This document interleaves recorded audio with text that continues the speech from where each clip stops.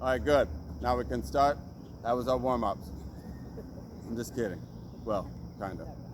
Kind of, but not really. All right, so now we've got a good focus going on. Keep that mindset, right? We're all in this next exercise, okay?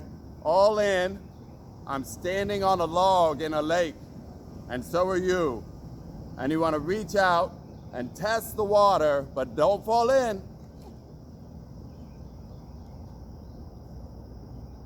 Test, but don't fall in. Oh, I fell in, right? But be all in on it, like so all in that you see the blade of grass you're touching.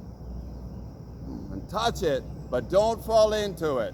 And it can be up here. I use this with like 75-year-old clients and whatever. And if you look around the field, you can see people's knees actually getting stronger in real time.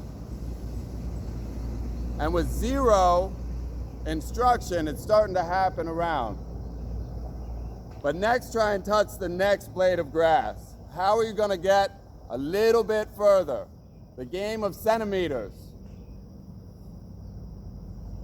And the way you do it, I mean, I didn't tell her, but you see how she's, go ahead, will you please keep going? Please, thank you.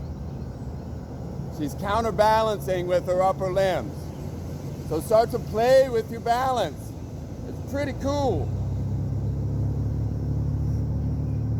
When I shift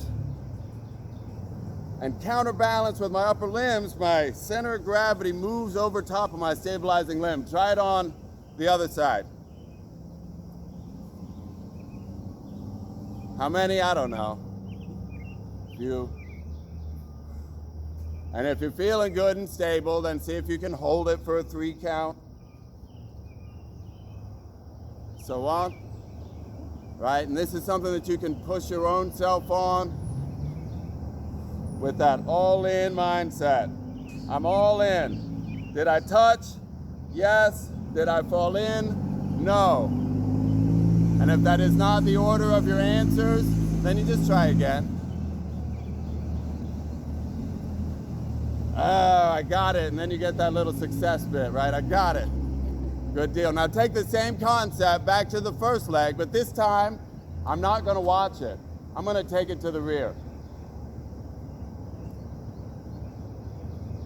All right. Good. Couple of them. We won't linger too long on this.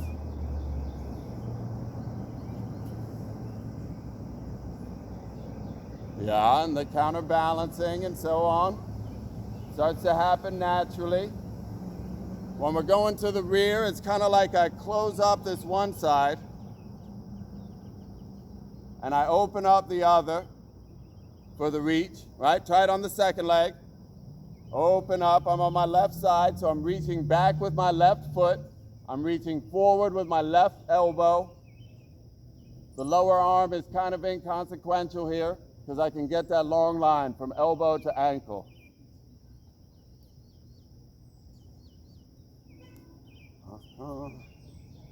Touch, but don't fall in. All right, back to the first leg. See if you can draw a semicircle. All right, or maybe that's a bit too rigid. Maybe you want to do a zigzag.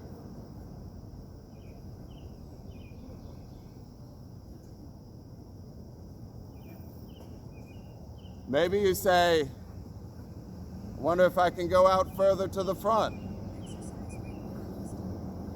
or to the rear. Right, and your arms are going to learn all of this counterbalancing stuff as we explore that stabilizing limb. And it goes from I can't do this to I can't get thrown off. It won't happen today. All right, good. All right, try the other leg.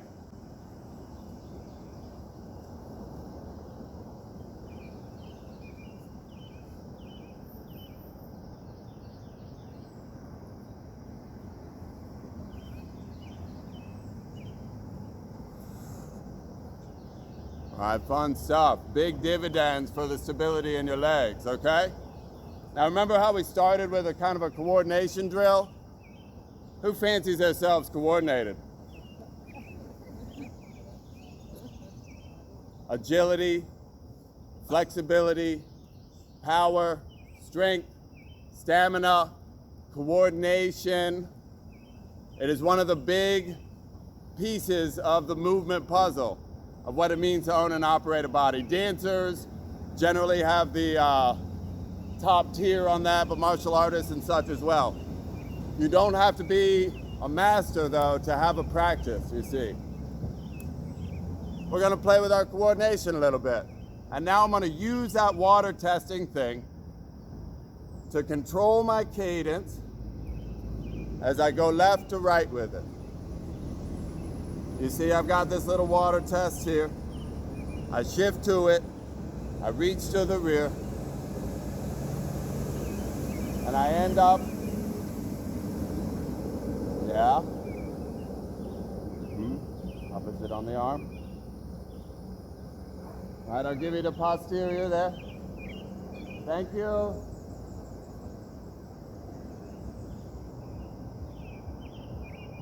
Right, and while we're learning it, this will be fine too, right? Think feet parallel, all right? And I'm seeing some coordination stuff already, and that's okay. Getting stuff wrong is just an opportunity to build a different synapse in our brain. Now, if you've got the swing, continue the swing. And if you're having trouble with it, take it on one side and just go touch, touch, all right? Feet parallel, touch, all right? And then switch sides for a few. Touch, touch. Right. Stepping backward, not forward.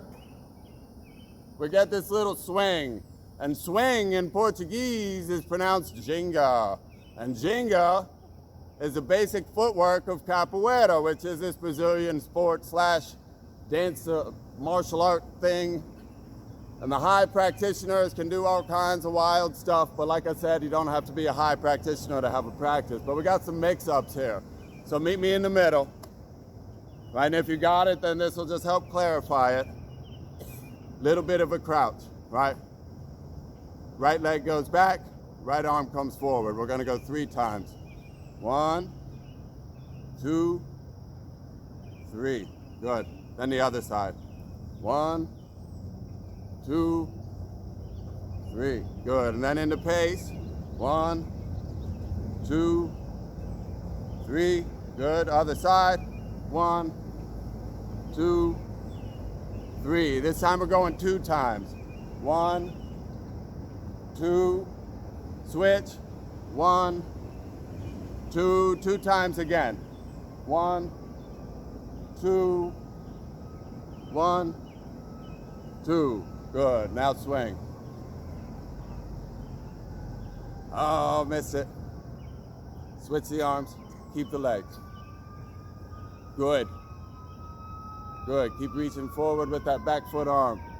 Opposite in the back, mate. Like this. Good. We're moving backwards. Swing. Swing, swing. Okay. Hope everything's all right.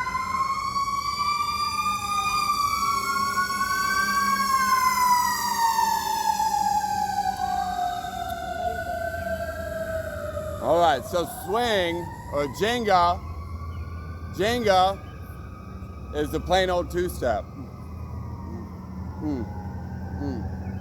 Right? And Jenga is also an exaggerated locomotive effort, but I'm not moving forward like an Olympic sprinter. Right? Same mechanics, but it's just about being where you are, exploring your space. And then I'm going to start to articulate my upper torso next and take 2 limbs back. I'm going over my front knee.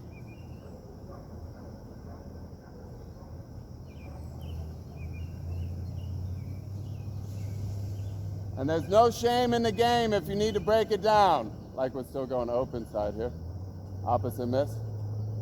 Go like me, all right? This leg goes back.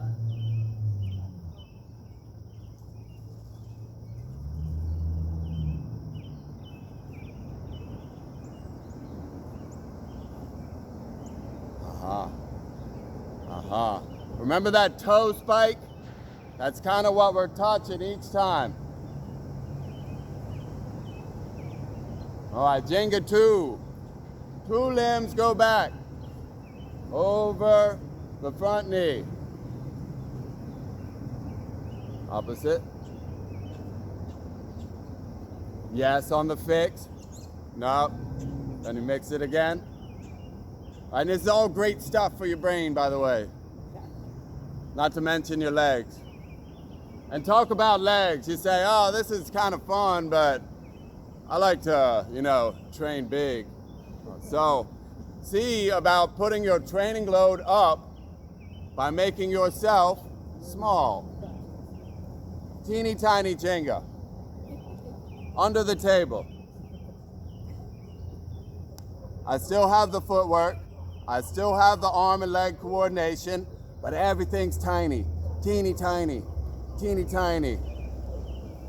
Got a little burn in your legs yet? Yeah. Yeah, okay. Now open up. Take up a lot of space.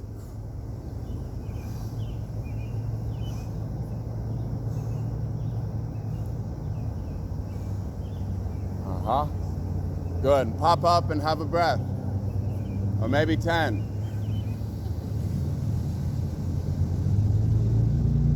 Belly, chest, head. Neurology. Cardiovascular system.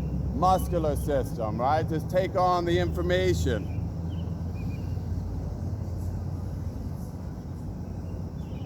Coordination gets tossed aside because it's hard, right? And you don't want to feel silly, and I get that, right? But it can be improved through simple bits. Jenga 3 has less coordination, but there's still coordination involved. I'm going to supinate my palm and externally rotate my arm and pair that with retracted shoulder. And as I do it, I hit the Jenga.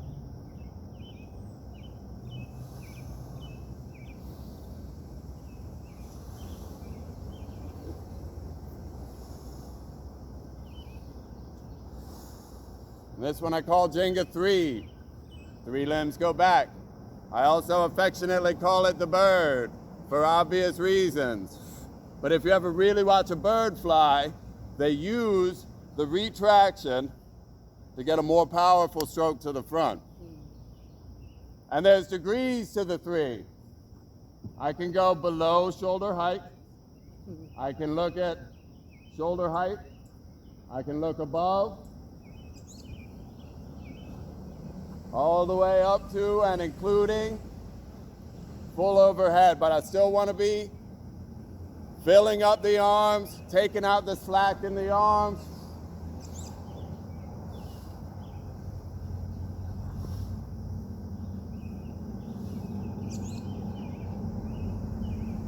All right, and then watch this cool, different little articulation. Rather than supinate the palm and externally rotate, I'm gonna go the other way, and I want to lead with the heel of my hand, and we'll talk more about the heel of the hand in a second.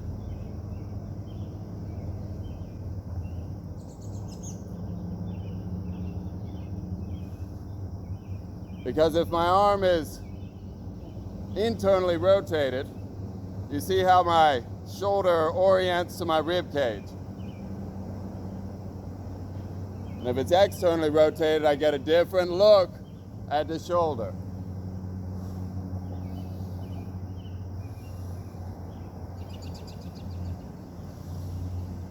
Couple more.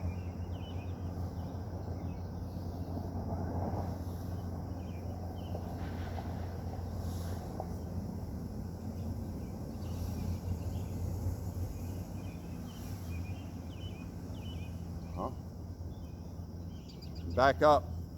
Another body scan. And while you do it, have a look at your hand. It's designed much like your foot. Got a little injury. I'm usually barefoot, but I got a little injury on my toe. So I got some shoes on today. But your foot and your hand are designed very similar. There's a heel and a pinky and a pointer. thumb toe, as my son calls it, right? Silence is the sound of efficiency. And if that's the case, when I'm taking a silent foot or a fox foot, what's the pattern that we take?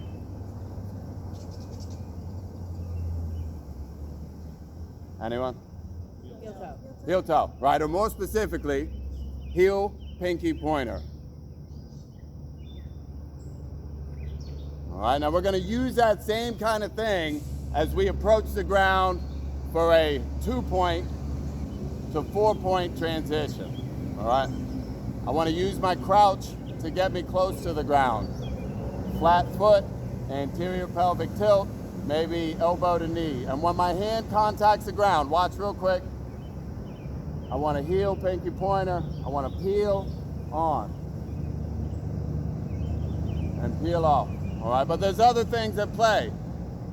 Pelvic tilt, anterior. When I come to the ground, I want to maintain protraction. Remember protraction? Show me. Protract.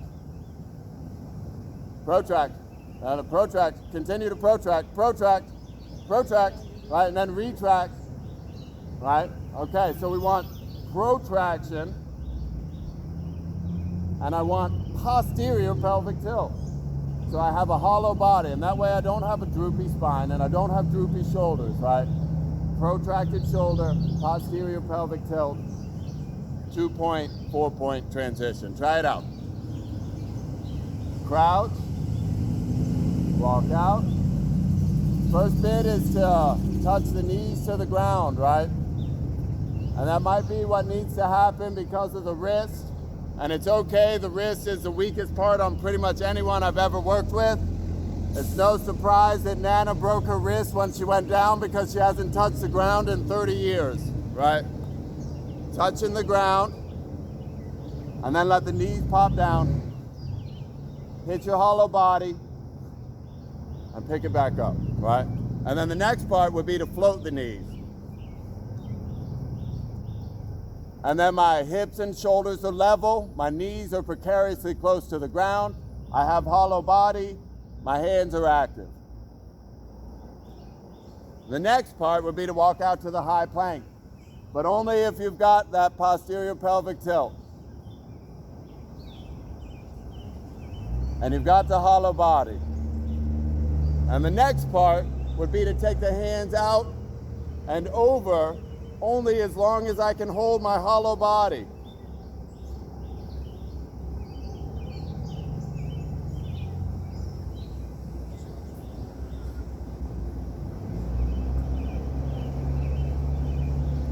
A posterior tilt, protracted shoulder. Whatever level, that's a nice long hollow there, mate.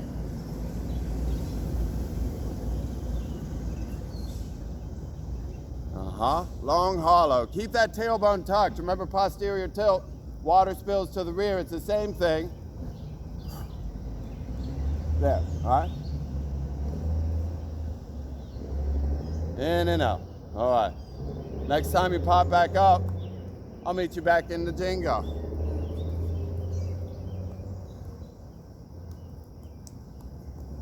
Right, and then you're like, how is all of this flow, right? We got mixed up somewhere, love. Opposite. Good. All right, and put a little U in it. Play with the speed, play with the distance, play with the timing. See if you can pause in certain spots. All right, Jenga 2, I'm taking it full over the front knee, just quick little review. And this is where the flow thing comes in. I'm just flowing from one bit to the other, oppositeness. Keep the feet, yeah, you. Keep the feet. Hands over, yeah. There she goes. Right, in Jenga 3. Big expressions in the arms. Can lead with the heels. I can lead with the thumbs. exploring impingements in my shoulder, testing out depth of lunge, and then the crouch to walk out. And I can put it right into my Jenga. It looks like this.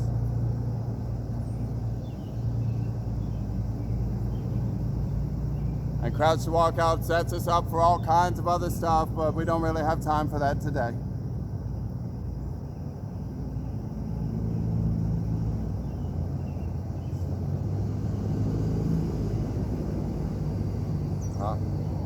Just a couple. Pretty work. And then pop back up and return to that rooted foot. You remember what that means? And firm ankle and knee, and stable hip, and stacked spine, and 3-gate breathing.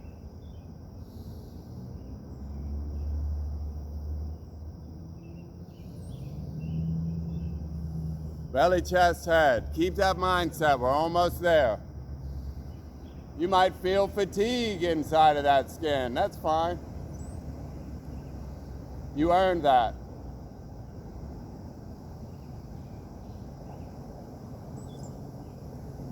Couple more.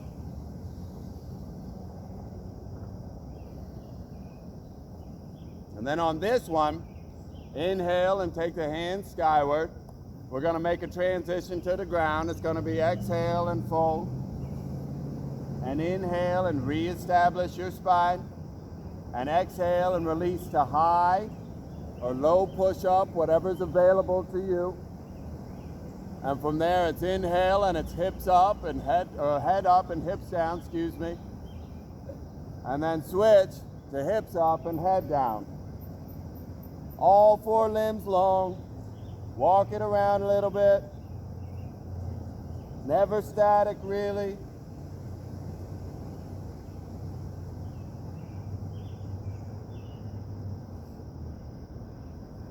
Working toward the heels being on the ground. Take one leg high into the air behind you to the point that it offsets you and you can look through that armpit. And then curl that free moving leg up and under your body.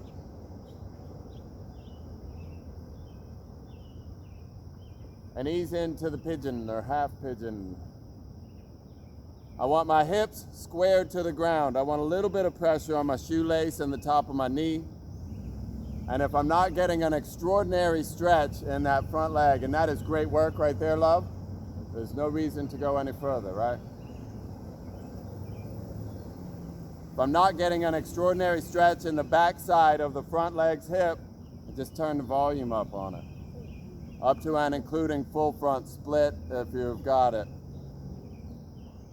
From there, ease down to whatever level you got and breathe into it. Like I said, no blue ribbons. Your effort will do you no good here.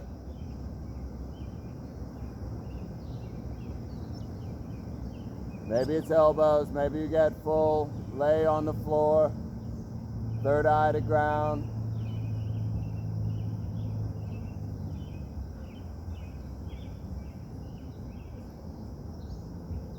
All right, now here's a tricky little switch on it. We've been going passive into it, but see about exiting with an active bit. How am I gonna do that? I'm gonna use as little help as I can. See about standing up on it.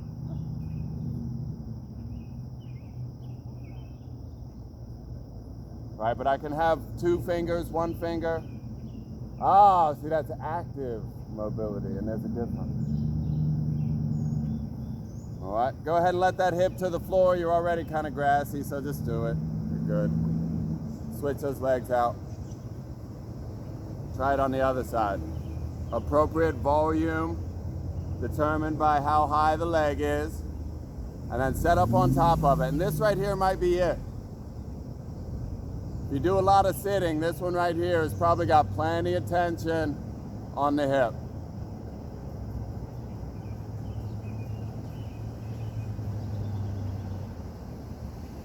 Go in passive, right? Relaxing in.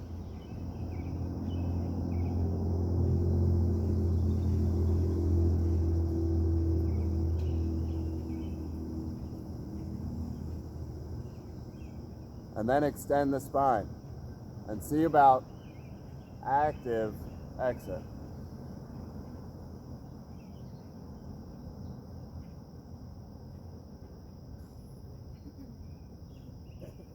This right here. Yeah, and this one. And then go ahead and let the hips back to the ground. Bring the legs back up. One more thing. You say, man, my hips aren't exactly as mobile as I'd like for them to be, right? You just got that information. It's okay. All of it's okay. Whatever you got is just fine. But once you know about it, it's up to you. Are you going to do something about it, right? And consistency is the only way to do anything about anything. Go ahead and hold your knees. So the first bit will be to support yourself to the rear, right? And this is one way that we can go ahead and take care of our hip mobility. Think about laying the legs over. And ideally, I'm landing with the top of the knee on the sole of the front side foot. And I can be putting myself back here. And the key to put myself back here is to keep my spine extended, right? Not drop through. And if I can keep my spine extended there, fine. Then the next bit is to hold the knees and guide them. Right, and this is great work. It's like brushing your teeth for your hips. But you don't go in and brush your teeth really hard once a week. You know what I mean? You do it a little bit each day. Roll the hips back and forth. If the feedback from the half pigeon was my hips are tight, well then here you go. Do a bunch of these, okay? There's your fix. And then the next bit would be to activate by taking the arms out and see if you can do it without support at all.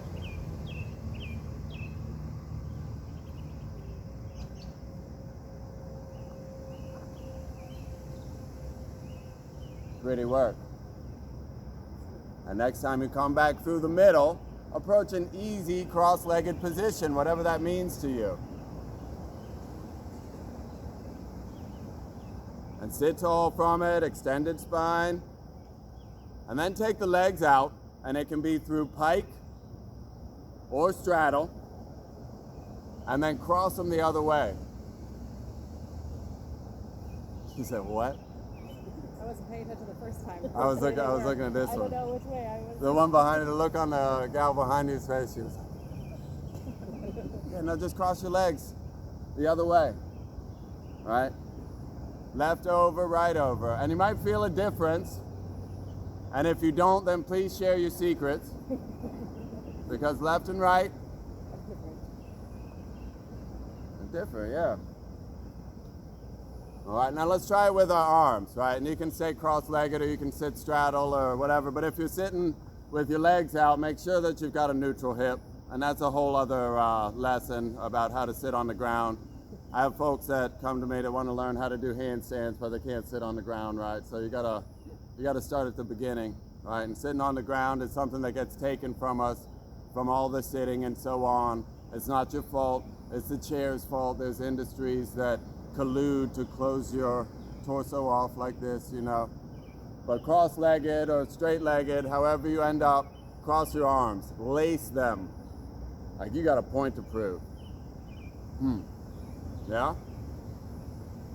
All right, you got it? Now cross them the other way. Does it feel weird? Or you might not even got there. You might have ended up in the same place. Oftentimes the case when you have that kind of attitude, you just end up right where you started, right? Try it back and forth. And what we're witnessing in everybody's physicality, right, at the very least it feels weird. And what you're witnessing in your own physicality is an example of fascial fixation. And fascia is a hot term in fitness, and it has been for the last decade. And there you can buy all kinds of high-dollar tools to help you break up your fascia, and they all work. But you got to use them, you know. But fascia, what it is all the spaces between your muscles, your organs, your tendons, and so on.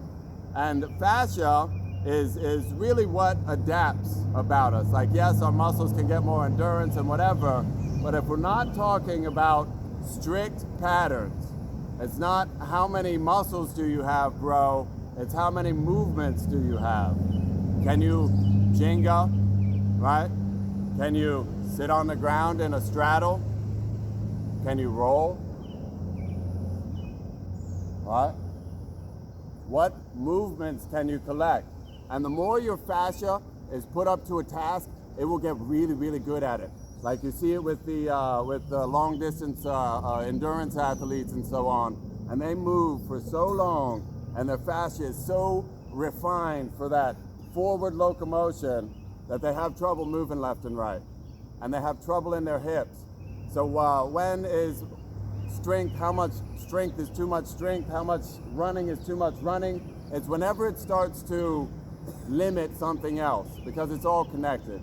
Your strength, your flexibility, your stamina, right? It's all one big network, and it's beautiful what you got going on. I want to say thank you for coming out this morning and sharing this beautiful morning with me and trying this new tea, if you will. And I want to say thank you to Town of Duck. They have always, for many years, we're on what, like year 8 of this, I want to say. And even through global pandemic, we adapted, and now we can reach out to all of you out there in space. And then we, Town of Duck, is always done this, and I always feel very fortunate to be a part of this. But I'm only a small part. This town is clean and it's safe, and they put on events, and there's a whole calendar, and I can tell you, but you'll need to probably look it up anyhow to retain it, because I just hit you with a lot of information, and the concert tomorrow night isn't probably going to sink in. But go to the Town of Duck website or the Facebook, and if you want to review this content, that'll be up for a couple days, and you can go back in, or you want to show your friends and say, hey, this is what I did. I want to say thank you to Zen and Zip, who is the sponsor of this event and has been for years. And they are a lovely little fitness clothing retailer that is up on the North End shops. And if you ruined your kit with sweat today and you need a new one, you just go up and see Hannah and Marty. Hello, Hannah and Marty. And I want to say thank you to my team at the OBX Fitness Collective. I'm down in Kitty Hawk is where I practice, but the pandemic thing, if there's anything that came positive out of it, it's our ability to connect. And you can find me on the obxfitnesscollective.com, and there's a Facebook and an Instagram and so on. And I hope that you enjoy the rest of this beautiful day. Thank you so much.